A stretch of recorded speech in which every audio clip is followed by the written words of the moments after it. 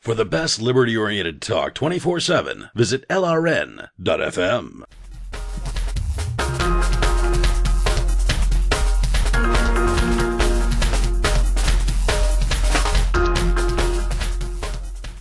This is Ron Paul with your weekly update for January 18th. Last week, the Financial Crisis Inquiry Commission kicked off their first round of hearings on the causes of the economic meltdown on Wall Street. The commission is being compared to the Pecora Commission launched in 1932 to investigate the causes of the Great Depression. The Pecora Commission is beloved by those who believe the solution to every problem is more laws because it was used to justify a number of new laws, including Glass-Steagall. Of course, none of the laws addressed the real causes of the Great Depression. It was the introduction of unsound monetary policy and central economic planning pursued by the Federal Reserve that really threw everything off balance. The Fed was founded in 1913 to stabilize the economy and prevent a recurrence of the short-lived panic of 1907, but instead it promptly produced the Great Depression, which lasted more than 15 years. The Pecora Commission was stacked with government sympathizers who blamed the free market and the gold standard without question and without any consideration of government interference in the economy. This panel is no different. Never will they contemplate how government steered us into this crisis, in what perverse incentives can be removed or repealed so that the market will function more smoothly. Never will they discuss how the investments should come from savings, not debt. Never will it occur to them that fiat money, artificially low interest rates, and the whole Federal Reserve System might be unwise and unstable, not to mention unconstitutional. The answer will always be more government regulations and oversight. It is predictable that this government panel will eventually come to the firm conclusion that government needs to be bigger and that the market is just too free. How sad is this when exactly the opposite is true? It is big government that gives out tax breaks to engineer behavior, often creating large pockets of malinvestments.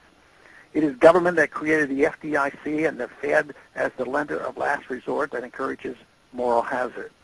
It is big government that gives bureaucrats the ability to bail out cronies with taxpayers' dollars while screaming that the economic sky is falling if they don't. It is big government that every year adds two new layers to the already labyrinth regulatory code that smaller businesses can't keep up with, while simultaneously preventing new businesses from emerging. It is big government that misdirects economic productivity into bankrupt businesses that they consider too big to fail.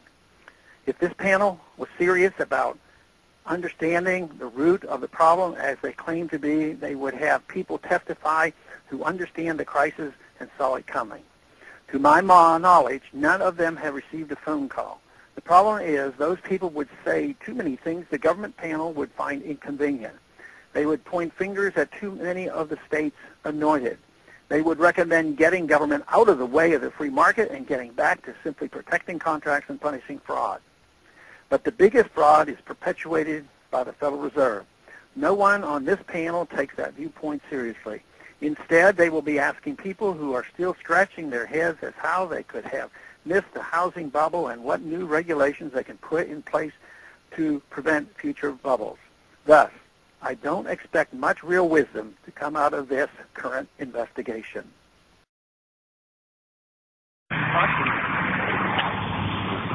No, can't do that. Federal agents on the streets of Keene, New Hampshire.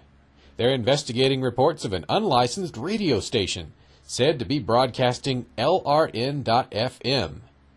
So why all the fuss? What is LRN.FM? Well, it's probably not something these agents want you to listen to. It's a 24-hour news talk broadcast, all pro-liberty. A true authoritarian free zone.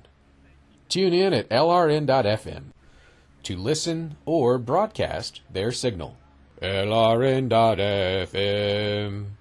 Feds don't want you to hear them.